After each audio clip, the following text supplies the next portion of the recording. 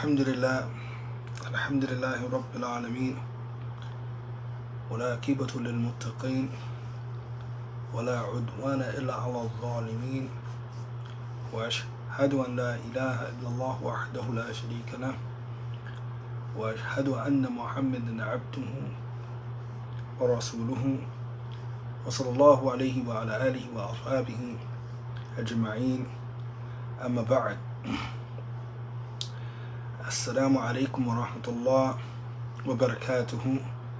كيف حالكم يا أيها الأخوة والأخوات? Oh, brothers and sisters in Islam, we extend the Islamic salutations.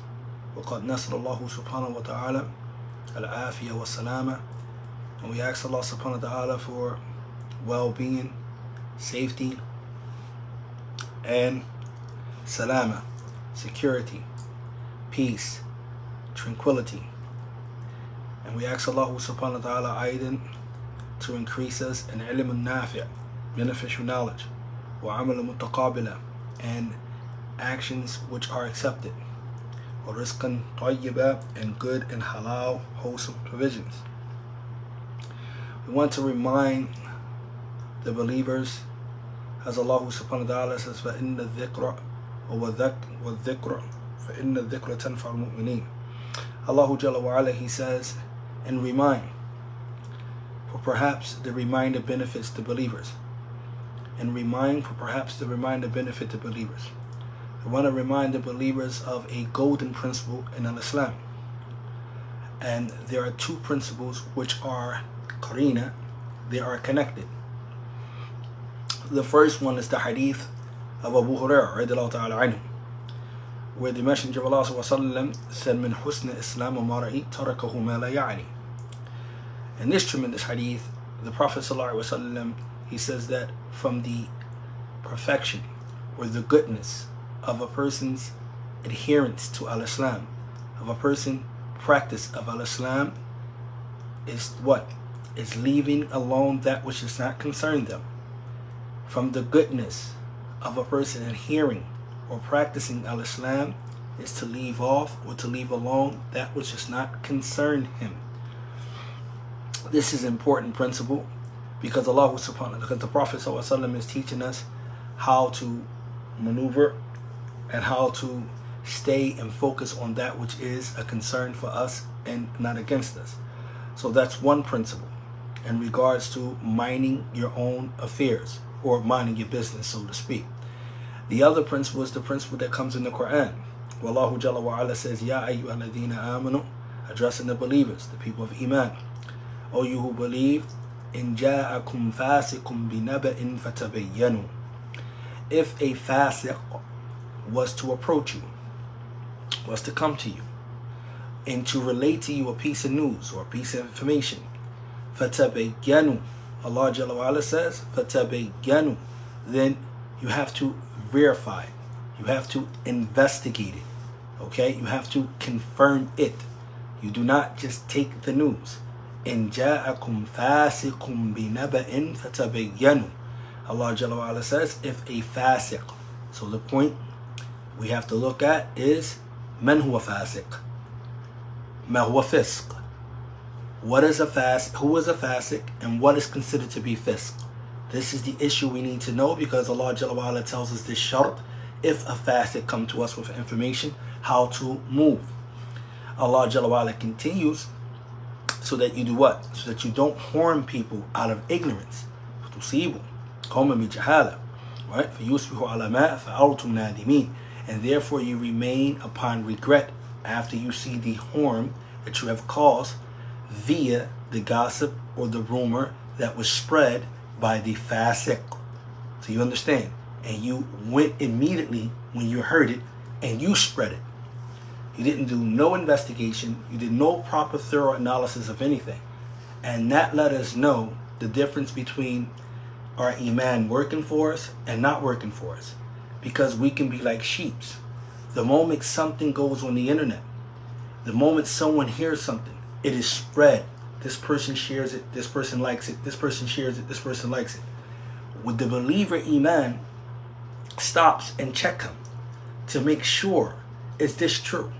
before they share and participate in something that could be either gossip, something that could either become spread from a person who's a fasik, or something that is either none of their business in the first place.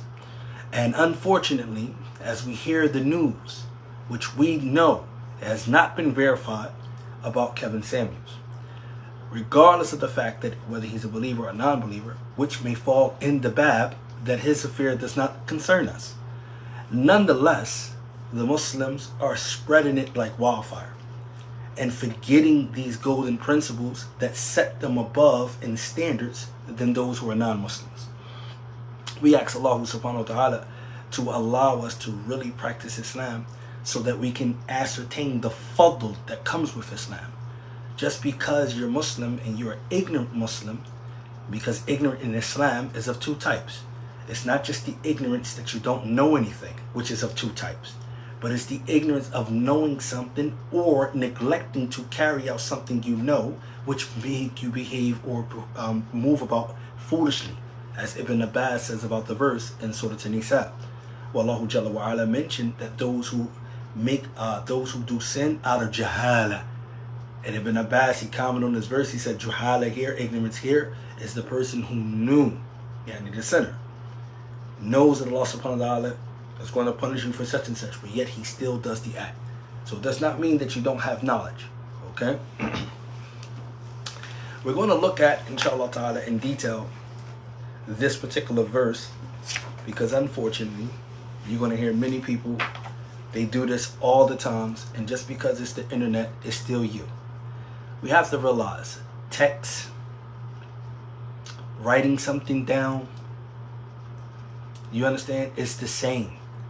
Allah Jalla wa Ala is watching, listening, and he still judge you because it still emanates from you. So if you, as the ulama mentioned, divorce your wife in a text, it still counts. If you was to write a letter and divorce your wife in a letter, it still counts. If you were to make a contract and you write the contract down, it still counts. And it still holds and binding as a verbal contract.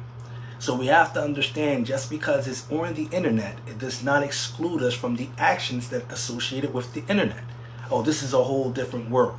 Let me unplug. All right, this is the matrix. I can do what I want to do, and then I come off, and then I go back into the real world, and then whatever I did on that world, it doesn't matter. No. All of the stuff that we have done on the internet has been watched by Allah subhanahu wa ta'ala. Allah Jalla wa Ala did not differentiate between whether or not you're here or there. This is still your actions. Something that we need to take in consideration when we behave and do anything. First and foremost, Shaykh Uthaymeen rahmatullah ta'ala alayhi defined for us clearly what is a fasik. Who is a fasik? Right? He says, fasik is someone who's he says, in harafa fi dinihi wa aqidatihi mura'atihi. He mentioned three things. The person who deviates in regards to their deen, to their belief, and to their integrity. And integrity is not really the best word or suitable word to use for muru'ah, because it's actually more expansive than that.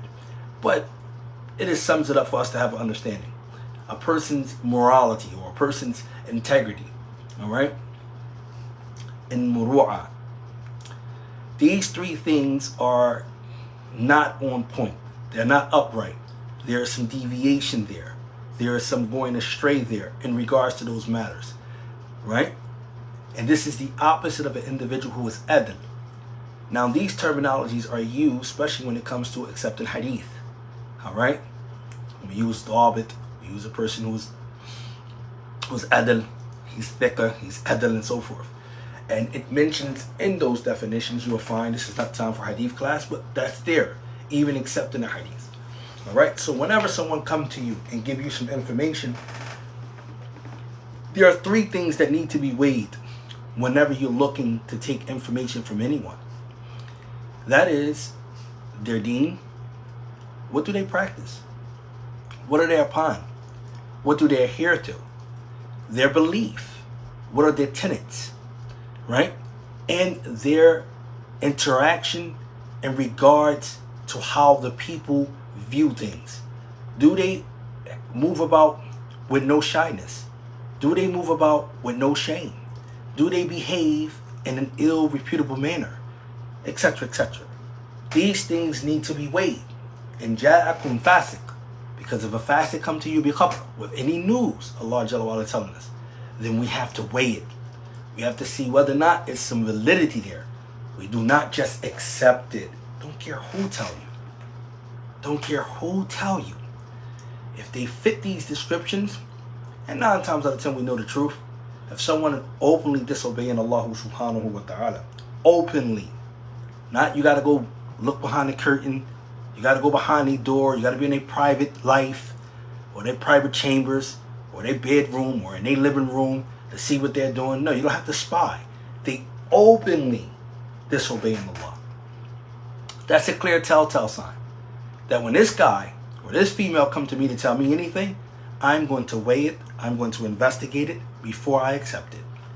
Why? Because their behavior is not dictated by their iman. Their behavior is not dictated by their belief. And they don't care what they're spreading. And why is all of this important? Because truthfulness is from iman. A person is not going to be true to you if a person doesn't have the right proper iman. What benefit would it be for a person to be truthful to you? What's going to mandate for someone to be truthful to you, right? So think about it. That's why these things are important. So, Shaykh Al-Tamimi said this is the opposite of a person being adl. And the definition of a person being adl is someone who is upright within his deen and his muru'ah, as well as his aqidah, his beliefs. Right?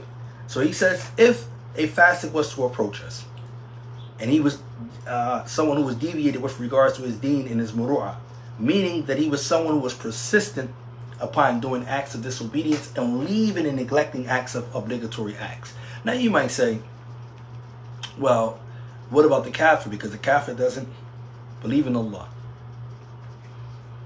Right? Then that already tells you, right, that the kafir is fasik. Do you understand that? That already tells you that the mushrik is fasik. So you got to verify the information anyway. Yes, the news. The news that you and I watch, yes, you have to verify the information anyway. That's already mandated. This is talking about someone who professed to be believer, but they might fall into fisk or so forth. A fasik come to you with information, right, and tell you something, right? Believers. But yet, if non-believers come to you and tell you something, you automatically got to investigate it. We don't do that nowadays. I can count off my hand about 5 people who literally heard some news and spread the news. 2 of them sent it to me in a text. Spread the news. Such and such is dead. Such and such has passed away. No one stopped to verify anything. No one stopped to think and say, you know what? Hold on. First of all, do this concern me? If it doesn't, we should leave it alone. Min husna Islam mar'i tarakahu ma la ya'ni. From the goodness and the perfection of a person adherence to Islam is to leave off that which they don't know. That's number 1. Number 2, did we verify? Shaykh Al-Tamimi continues, he says, لكنه لم يصل إلى حد الكفر. He says a person, even though they might be persistent to commit sins and leave off those obligatory acts, they have not reached the level of disbelief. They're still Muslims, alhamdulillah. He says, أو محرف في مروءاته لا يبالي بنفسه. In other words, this person has deviated in regards to his integrity, in regards to how people view him. He doesn't care if he's in the public eye or the public view that he does something. He has no shame. He doesn't care if he walks between the people in a certain way. Like, that's looked frowned upon. It might be eyed in a certain culture or a certain people, and you walking around like that. You know what I'm saying? For example, he might speak with his voice raised, elevated, screaming, loud, boisterous. Or he might come to you, right? وَيَأْتِي مَعَهُ بِأَقْرَاضِ الْبَيْتِ يَتُوفُ بِهَا. He might come with some things that normally that's supposed to be done in the house. He comes outside. Sort of like, you ever notice we're doing everything backwards? You know how pajamas was normally used for the nighttime in your home? Now we're wearing pajamas outside. You understand? It now becomes the norm. Okay? Now we're taking what's normally used to be the household things that we would do in the household, is now coming out. You understand? So it's a lot. So things that normally would be done in the home, he comes out with it. And it's not done in that society or so forth, then that will be the issue. Right? Or that he goes around in the marketplaces of the likes. Man, you call it for doing things opposite of what it's, that's normally done in the public. He says, فَهَذَا عِنْدَ الْعُلَمَاء لَيْسَ بِعَدْلٍ. He says also, this, according to the people of knowledge, they consider this individual is not someone who is adl. طيب. He says, if he comes to you, the fasik, with a piece of news. Shaykh Uthaymeen says, meaning, he comes to you with some news while he is a fasik. An example of that, a person comes to you and he has a shaved beard. Alright? This is the Shaykh giving an example. He has a shaved beard.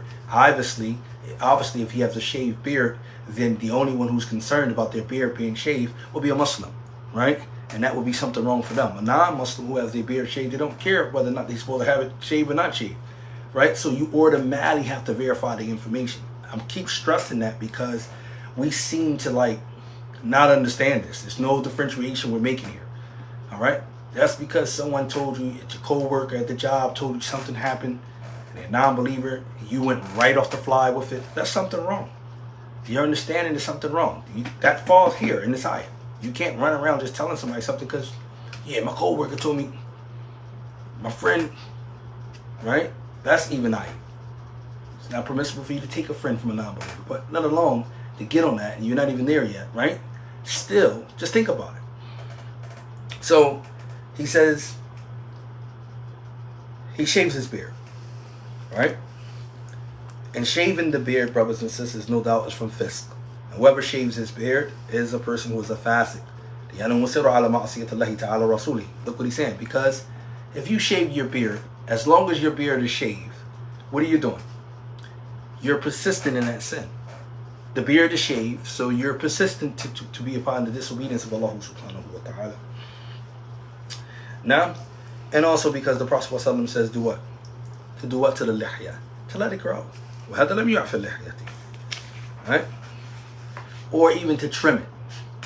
But don't shave it off. He says, rather he shaved it off. هذا الرجل من الفاسقين. He says, so this individual is from those who are fasik. لأنه مصر على معصية. Because he persisted upon this disobedience to Allah. And he comes to you with a piece of information. The principle and the golden rule is that you do not accept the information. Does this mean you reject it? No. This means you do not accept it with a condition. Bishart. What's the condition? You have to verify it first. Okay? You don't reject it. Why? Shaykh Uthaymeen says because it's possible he could be truthful. It's possible she could be telling the truth. So you don't reject it. And this teaches something. Just because you don't accept something from someone, it doesn't mean you're denying or rejecting what they have. And a lot of times we meet rejection with a certain type of mindset, and it bothers us because we can be given a golden piece of advice. And I know it happens to me a lot. You might be giving someone a golden piece of advice, and the person doesn't take the advice that you give them. It does not necessarily mean that they reject the advice that you're trying to impart to them. All right? It takes time for certain things to develop and to actually to factor in with certain people. All right? So on the onslaught, they might not accept the advice right from the back. Right? And then they might have to go through certain things, or they might have to look and, and line things up. And not everything part of the advice might fit what they're going through. And then they come back around to it and they say, you know what? That advice was sound. That advice was good. I can apply it now. Right? So they didn't reject the advice outright. Unless you find somebody telling you, man, I'm not trying to hear nothing you have to say, and I reject your advice. That's something different. Same thing in regards to this. You don't reject the information the fasik is given or imparting to you. No, because he could be telling the truth. But what you don't do is you don't accept it. A part of not accepting it is you spreading it. That's why all thing. You know what I mean? Kevin Samuels died. We spread it. We hear Sheikh so-and-so pass away. Sheikh so-and-so didn't pass away. We go spread it. Student so-and-so or the do-I, you know what I mean? We spread it. Yeah, so-and-so going at it, this is that. We spread it. And it goes just like that, 95 south. And that's a problem because we're not learning from these golden rules. No, you cannot spread it. Take your time, investigate it. Why you can't do no proper investigation before you go ahead and spread it. Yes, you liking, tweeting it, sharing it on Twitter, sharing it on any of your social media platforms, whether it's Instagram, Facebook, whatever, you sharing it within the text, it's all the same. You are spreading the information without verifying. So you don't know if you're spreading haq or batil. You don't know if you're spreading truth or falsehood because you didn't do the proper investigation. And the believers, they must be set aside from the non-believers. You must be able to distinguish between a believer and a non-believer. All right? You know how we're so hard on distinguishing the fact that I don't rock out with the Bid'ah Masjid and I rock out with the Sunnah Masjid? You know how you're so hard on that? But be so hard on that in regards to somebody who can differentiate you. Somebody should be able to differentiate you via your iman versus someone else. No, that's a believer right there. That's a non-believer. Right?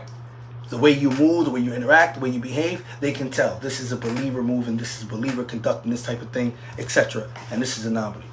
But you can't see that because on Facebook, because on these social media platforms, we see the Muslims doing exactly what the non-Muslims are doing. And the Muslims are acting as if their book doesn't teach them how to do it properly, or the Sunnah didn't teach you how to do it properly. You understand? It's a telltale sign. All right? That means pump your brakes a little bit. You don't got to scream to everybody you Salaf. You from Salafi and all of that. And you can't even follow these simple guidelines. And this is why you have to humble yourself. You find Sheikh Al-Albani himself crying when someone praised him. Humble yourself, man. Wallahi, because we fall short every day. But humble yourself, all right? He moves on, he says, Allah Jalla wa'ala did not tell us to reject the information outright. Nor did he tell us to accept it outright. Rather, he put it upon us that we investigate it. وفي قراءة, in another recitation, it says فَتَثَبَّتُوا.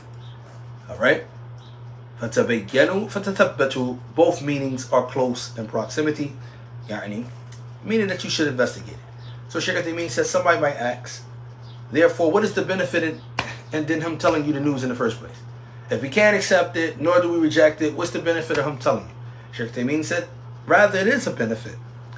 One, he has caused us to move now, to act, to investigate. He has alerted us. Even if we don't know if it's true or not, he has got us moving. We were still before then. We didn't know before then to even properly act or to investigate. We didn't know something was amiss. So that's the fa'idah. That's the benefit there, the Shaykh is saying. Meaning that perhaps once we do the proper investigation and we found out that it actually aligned to what he told us and what he's informed us is to be truthful, then we accept it. And we move, we act. That's the way we're going to find out. And if the truth, and if what we bear witness to that which he said actually occurred, then we accept it from him due to that which indicates the connection of his truthfulness. And if it's not the case, then we reject it. And ja'akum fasikum min nabiyyun yufidu bi annahu in ja'ana adl. Shaykh Uthaymeen also says, this verse also benefits us in another way. How? That means if someone sound and adl come to you, you accept this information. You don't have to do proper investigation on someone who is sound. The issue, brothers and sisters, is how can you determine who is sound? Truthfully, how do you determine who is sound in this time? Who do you consider to be sound? If you consider yourself sound and you know you openly disobey Allah, you know you do things that go against your belief, you know you do things that go against your muru'ah, and you know that you might lie more than you actually tell the truth, and you consider yourself sound, something isn't right. You might not be the best judge here to find out who is actually sound.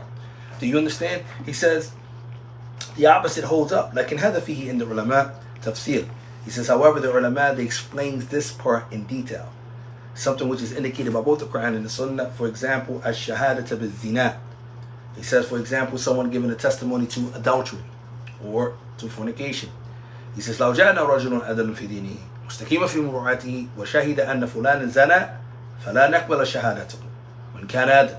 He says, if a person was to come to us and he was just, he was upright within his deen and also within his muru'ah, his integrity, and he was to bear witness, meaning that he saw, he bear witness or see someone committing zina, we do not accept his shahada. Well, hold on. What we just say? If a person is adl, upright and so forth, he's not a fasik, why we can't accept his information?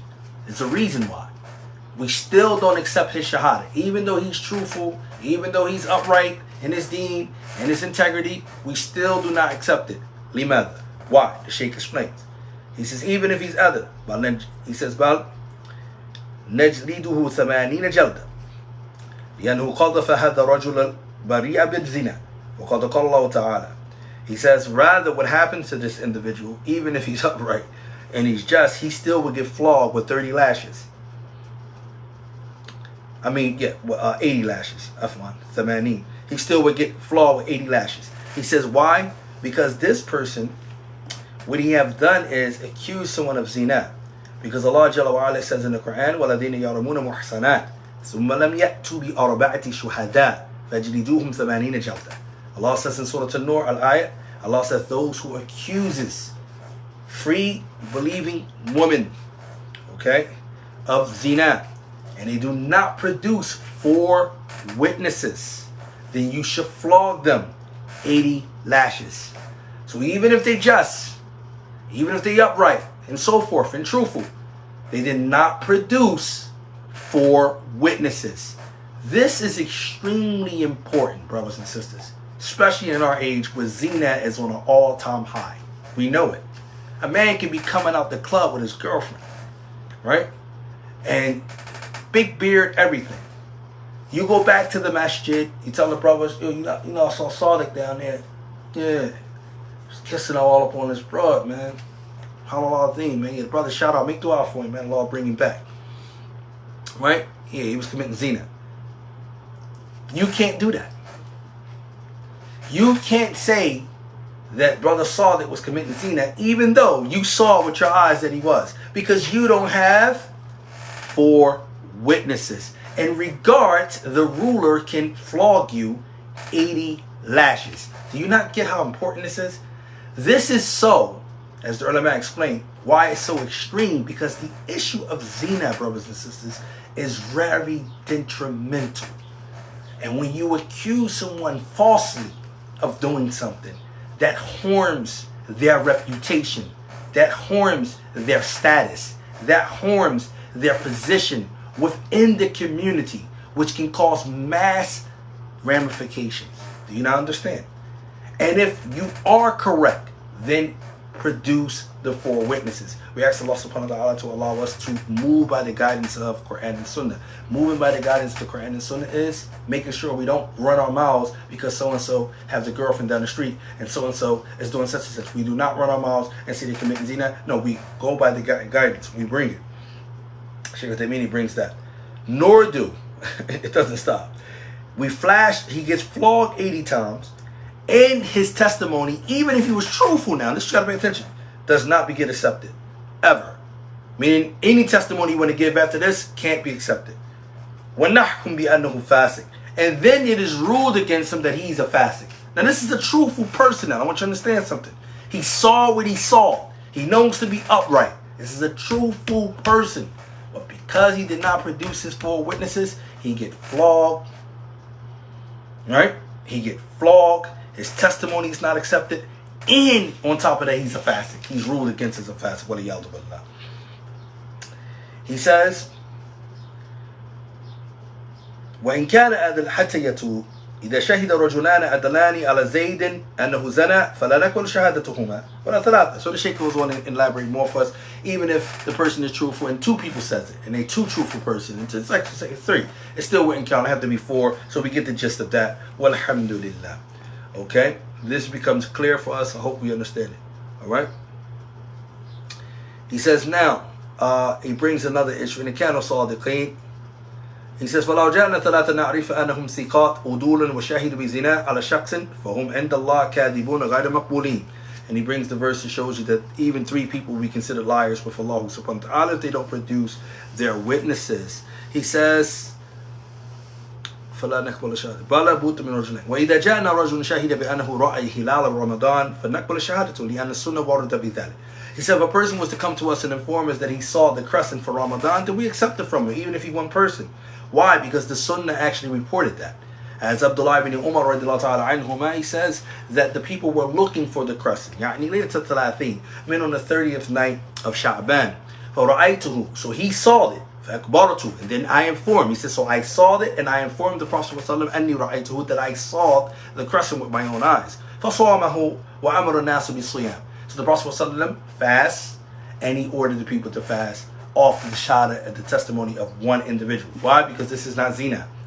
Allah says 4 witnesses, not for the ru'ya al-hilal, seeing the crescent. So this is permissible that you can accept the information from the person who is upright and sound without doing any investigation, because that's the point here.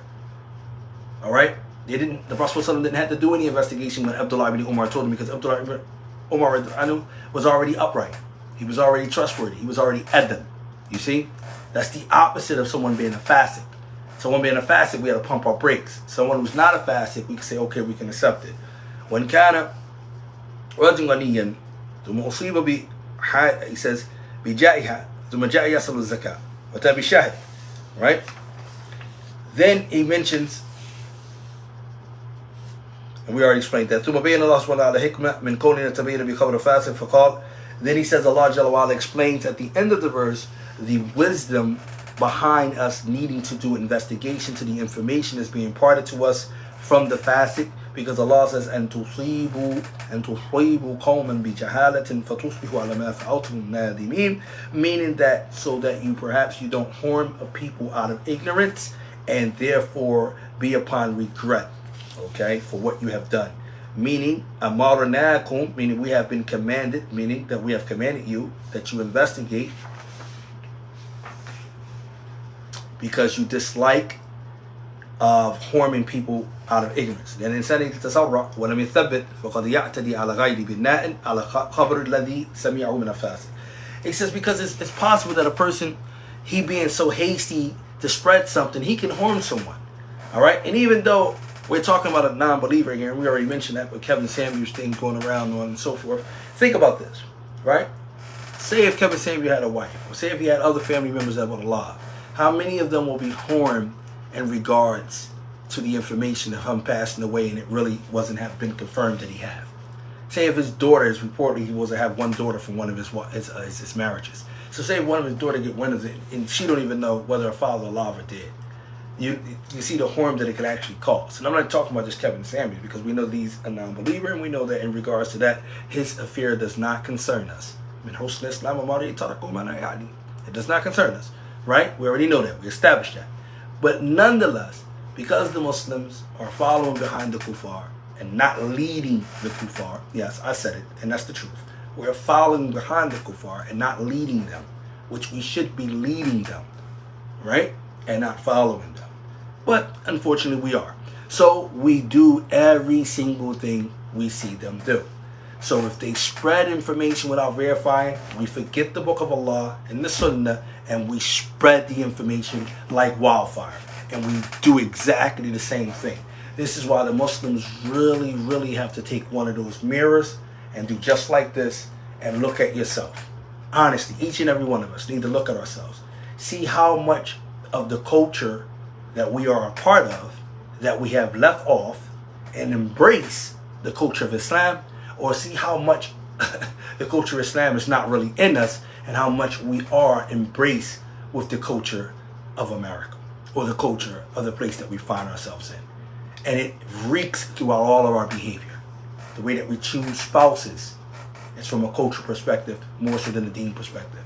Tell me if I'm lying. The way that we conduct business is from a cultural perspective more so than a deen-related perspective. Tell me if I'm lying.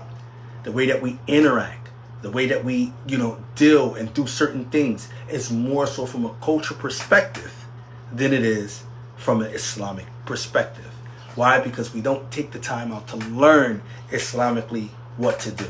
Before you engage in business, brothers and sisters, you should know what is halal and haram in regards to business. Before you engage in wearing anything, you should know what's halal and haram to wear, or so forth. This is true. This is normally what you're supposed to do. But we are raised up different. We don't have Islam in our lives 24/7. So I'm not bringing the axe down on everybody. I just want you to understand that we have more of the culture inside us than we like people to think that we don't. And just because we wear a garment or just because we wear a thobe, it doesn't mean that it's actually going from us, because it's not. You understand? It's not going from us. We're following all of the trends like everyone else. We ask Allah subhanahu wa ta'ala to allow us to really develop and to be Muslims and to hold on to the Islamic culture. Until we get to that stage, we ask ourselves to be humble and not to be so judgmental of others, and try to help and lift your brother or sister up so that maybe, inshallah ta'ala, they can feel more better. All right, a person might don't know that a lot of these things aren't the correct way, and you shouldn't shun them. All right, don't shun nobody. Listen to music, and you listen to music yourself. Doesn't make sense. Yes, you can tell someone that it's haram to do so if you know it's to be haram, and even if you have a fitna with it, you can inform them, impart them the information. But don't be sitting there trying to bash them, and at the same time you doing it yourself. And that's the double standards that I see within the Muslim community I live in.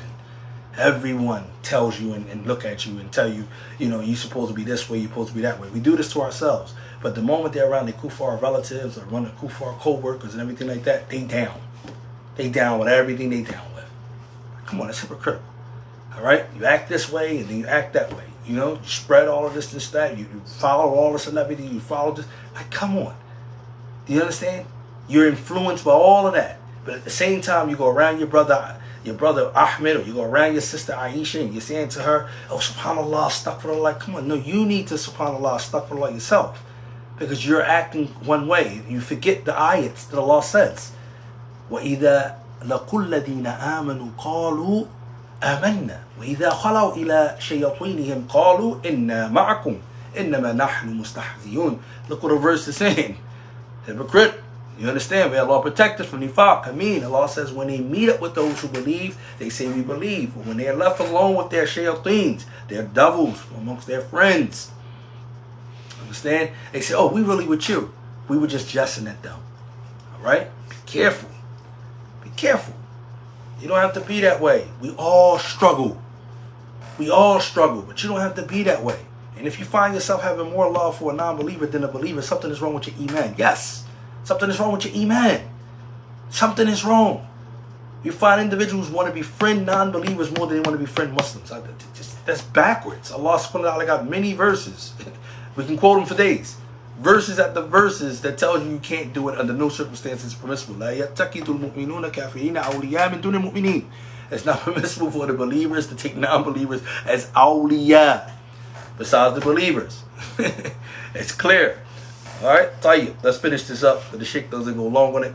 He says, وفي هذه الآية دليل على أنه يجب على الإنسان يتثبت فيما ينقل من أخبار. He says, in this verse is an evidence containing or shows us that what is coming upon us or come upon a person that he verifies whatever is being transmitted to him from information, especially مع هوى وتعصب. Because when people come to you, they come to you with what? They come to you with multiple angles. You never know why somebody's telling you something. It can even be the truth. They know such and such don't like you. And it can be the truth, such and such don't like you. But why are they telling you? What is the reaction they want? What is the agenda behind them informing you the information? A lot of people don't have a pure Preston reason for telling you something. It might be to get a jerk reaction from you. It probably be to put a wedge in between you, right? You go run down to somebody, something somebody else told you about somebody else, and we think that's honorable. That's not honorable.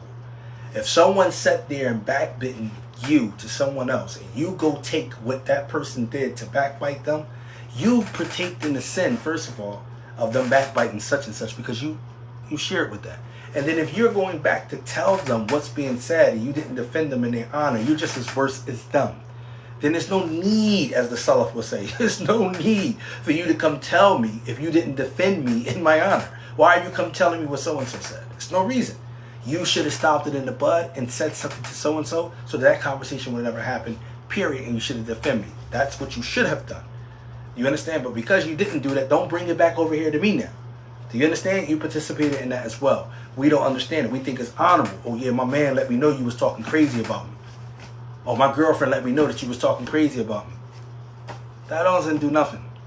It ain't cause more dissension, more chaos, more mistrust. Right? There's no honor, there's no nobility in that. But we think it is. I'm giving you the skinny, or I'm giving you the scoop on what's going on. I'm telling you that person ain't for you, blah, blah, blah, blah, blah, blah, blah, blah, blah, right? But at the same time, you sit there and listen to all of the juicy tidbits of what's being said.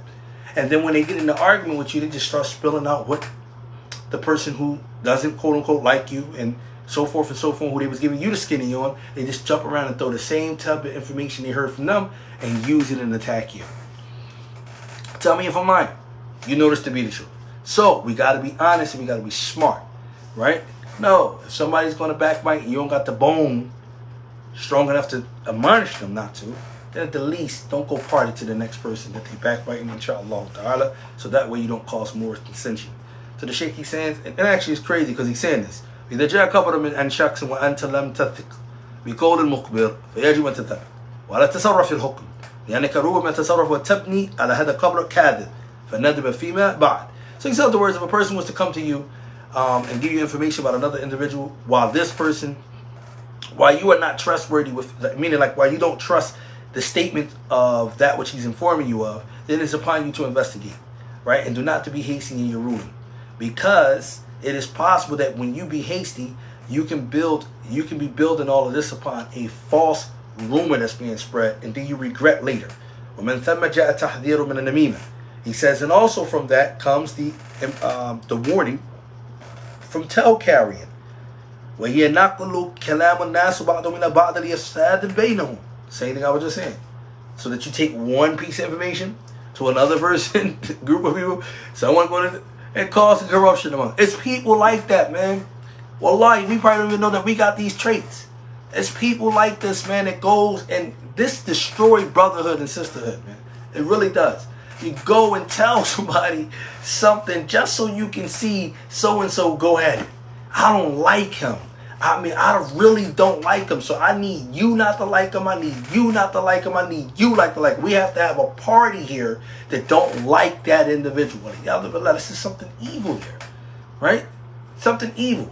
And then it really boils down that you're not even thinking. Maybe your unlike of that individual might not even be justifiable. And not even be based on anything. How do we know it's justifiable? Because if it's a personal reason, it definitely can't be justifiable. Because if it was based on deen, then you have grounds on that, not liking someone. Or liking someone. Because it would be a like for Allah and a dislike for Allah. You understand the difference? But if it's a personal reason, then okay. You don't have to personally deal with that person. Right? But you don't have to find somebody to get on the bandwagon, and start saying, yeah, we don't like so-and-so. So then you make up a whole big story, or you concoct a story, or you put some truth into it and mix. That's a shayateen. Shayateen mix truth, because they still, as Allah Jalla wa'ala says, they go up to the heavens and they steal something. So they mix some truth in with falsehood. That's what they do.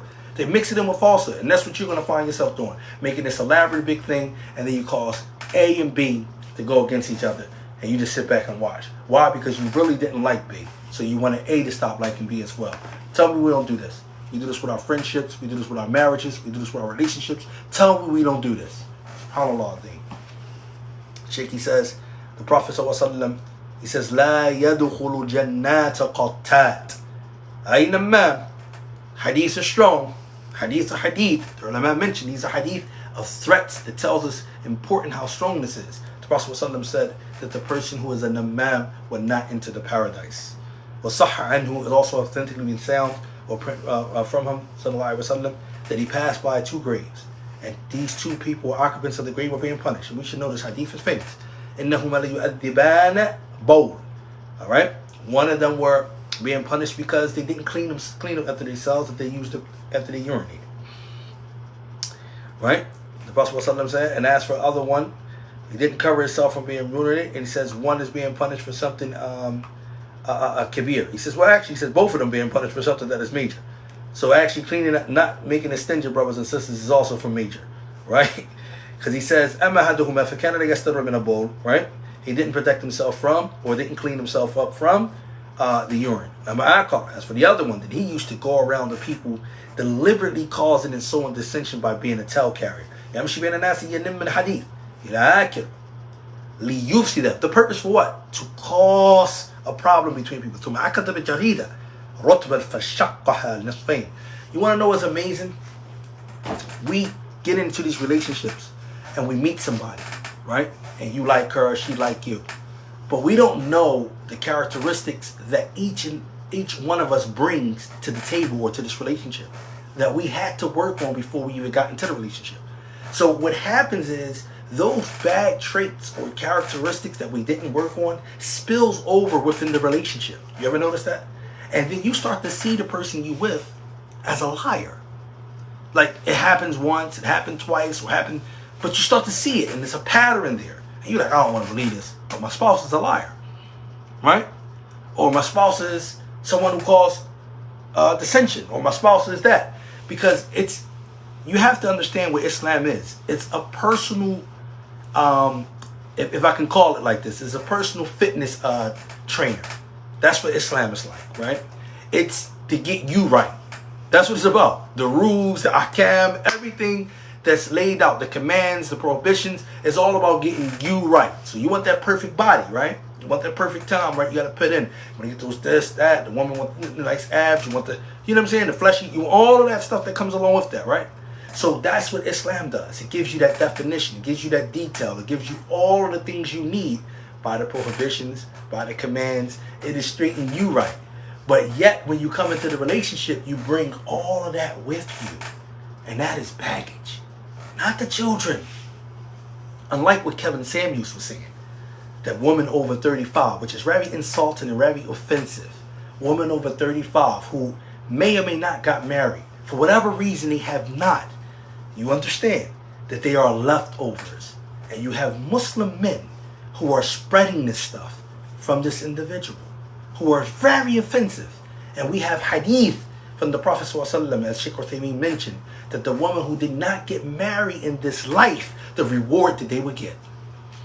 The woman who have not get married in this life, the reward they would get. So if a woman was 35, if she was 46, she still gets a comfort. You see, from the Messenger of Allah ﷺ, she still get a comfort knowing if Allah didn't decree for her to get married within this life, she still get a reward. Do you understand? So this is important because she still can be able to enter paradise, even because Allah subhanahu wa ta'ala, noted and decreed that she got married. But yet it's very offensive to say somebody is leftover because they didn't, because back then, they used to say this. They used to say you were a spinster if you wasn't married between the ages of, I think, in your teenage years, from like 15 to 17. And if you're 25 and you get past that, you're really on the shelf. You didn't get married. This is some of the stuff they used to do in London and things like that. But in regards to that, that stuff is very offensive. All right? No one should determine to you that your worth is anything less because it wasn't decreed for you to get married. We ask Allah subhanahu wa ta'ala to allow us to really see the wrong in things that people do and that we do not follow it. Muslims, we have to be the example, not the people who are being led. We can't be sheep. We got to be the example. No, that's because this happened and that happened. No, I got to get ready to stop. Maghrib just came in. He says here, last night he mentioned, he says, فشقها نصفين وغرس في كل قبر واحد. So he took something and he broke the branch in two, right? And he placed one over each one. So and they asked him, why did you do the Prophet ﷺ said, perhaps I can lighten the affairs for them, inshallah ta'ala. This is some more detail to the hadith. Right now we're not going to go into that. He says, من هذا النوع من ينسب إلى بعض العلماء من الفتاوى التي لم يتكلم بها إطلاقا أو تكلم ولكن فهم ما ينقل عنه قطعا. فإن بعض الناس قد يفهم من عالم كلمة على غير مراد عالم بها وقد يسأل عالم سؤالا يتصوره عالم على غير ما في نفس هذا السائل. So now the Sheikh is going into scholars and their statements and their speech. And he says perhaps a scholar can say something.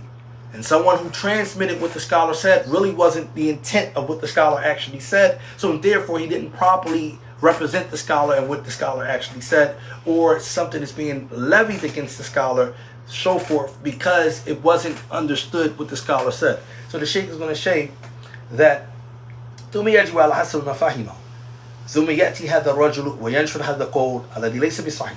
He says, so a person hears that and then he goes around and spread this stuff because it's according to his understanding. Your adherence to Islam is according to your understanding. How well you are a Muslim, how well you are a believer is going to be based on what you understand what a Muslim is and what a believer is. Period. That's what it's going to be based on. You is only good as strong as your understanding. This is why when we was in Egypt, me and myself, and we was in Sheikh Islam camp, and he made the statement that from Sheikh Mukbil, that a person's deen, how well a person can actually understand the deen is going to be based on how strong the person knows the Arabic language. Because the deen is in Arabic, right? And if you really think about it, you're going to have to learn certain things to know what's being said.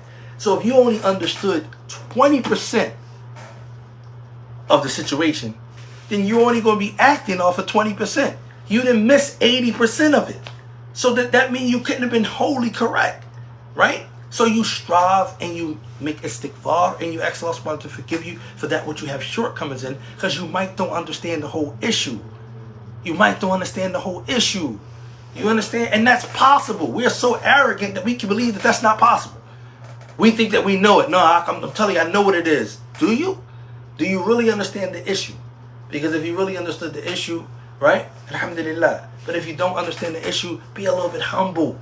People who are humble are not sure that they understand the issue the way that people who are not humble are sure that they understand the issue. You ever met a person who's so confident that they understand the issue? Y'all can talk about any issue, right? And you know for sure the person has no background in studying academic and anything. You haven't studied this field, you haven't come across this discipline or nothing, right? But they speak with a surety, right? I know, I'm telling you, right? And they arguing back and forth with you. But you're like, okay, just name me one place where you studied that. I mean, that you studied this issue in detail, right?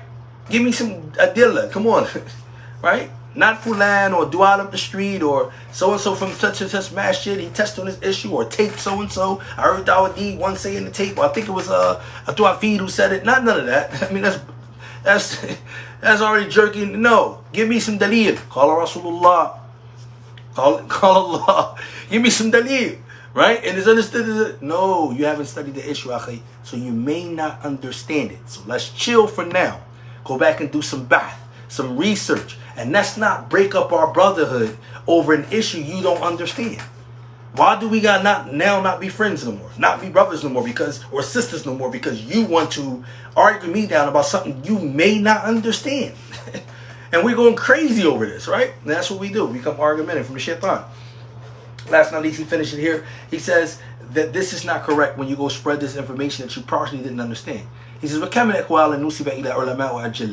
he says, how many speech or statements that has been attributed, or opinions have been attributed to scholars who are noble scholars, right? That doesn't have no foundation in it whatsoever.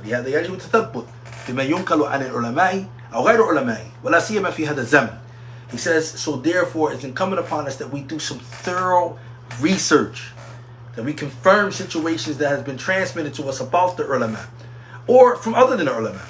Because especially in this time that we live in, where there's a lot of desires leading people. People are led by the desires. I like green apples, so I'm going to get green apples. And if I can't find green apples, I don't care. Right? I'm not messing with this person or messing with that person because they don't have green apples. Their desires is leading them. Right? Instant gratification. What do they call? They do studies on this stuff. We act like children, even adults. We can't get our way. We can't get this, that. We act like children. Myself, we act like children. Instant gratification. No sabr, no patient, no nothing. The deen actually teaches the opposite of that, but we do the opposite of it, right? So we're led by desires. Also, we led by what? We are very Qawmiya people. Tell me I'm lying. We are nationalistic. Oh, no, we not. We colorblind. Yeah, be real. Come on. Go back and just be real. How many of us are really, really, truly colorblind? Islamically now. Come on, be real. We're very nationalistic. We're very my people, my this, my that, right? Or this is the way we do it. This is the way, it's done. This is how my culture is. We're very like that. We're cliquish. We're so forth like that. وَصَارَ النَّاسُ كَأَنَّهُمْ يَمْشُونَ فِي أَمَا. Right? Therefore, a person will be like what? كَأَنَّهُمْ يَمْشُونَ فِي أَمَا. Like you be walking amongst the people blind. It'd be like you be walking amongst the people like you're blind. We ask Allah subhanahu wa ta'ala to give us real insight and to develop us to not follow every keen of a call he said or she said. That we do some real investigation. We don't know if the Kevin Samuel person is actually dead or not. And even so, we don't, honestly, this is not our affair, so it doesn't concern us. But in any rate, we should follow the golden principle of Islam, that it teaches to elevate our character over those, that we don't follow Kila Wakal, we don't spread any information, we actually try to make sure we verify information from people, and that we work on ourselves. We really need to work on ourselves. We have a lot of shortcomings that we have to work on. It's not your spouse's fault, it's your fault to not working on yourself. And if y'all can sit back and just take a look at that, just like if you can sit back and look at your friend or look at this, and that, take your time and say, you know what, I got to really start to get into me. What do I like? Who am I? As I'm doing something right, as I'm not doing something right, as I'm doing something wrong, and admit it. Trust me, when you get that free feeling of admitting. You got to get comfortable admitting you're wrong to yourself, not to nobody else. You got to go up to nobody and say, you know what, I was wrong. That takes a while before you get to that, but you got to be truly transparent with yourself. And a lot of times we don't do that. We don't want to face that mirror that's looking at us, right? We want to look at everyone else and tell everyone else that they're wrong and everyone else is their problem. But we never want to take the mirror and say, you know what, you're the problem. You're the problem. You can do that. Wallahi, if you do it, you're going to feel free. You're the problem. You're the problem. And this is how you begin. And this istighfar helps us with that. Constantly seeking istighfar is proving that what? You're wrong. And we ask Allah subhanahu wa ta'ala to make us better. We ever said it incorrect in our translation. It was from ourselves, the shaitan. Whoever says correct is from Allah jalla wa ala. Subhanaka Allahumma bihamdik. Ashhadu an la ilaha illa anta astaghfiruka wa atubu ilayk. Jazakallahu khairan. Assalamu alaikum wa rahmatullahi wa barakatuh.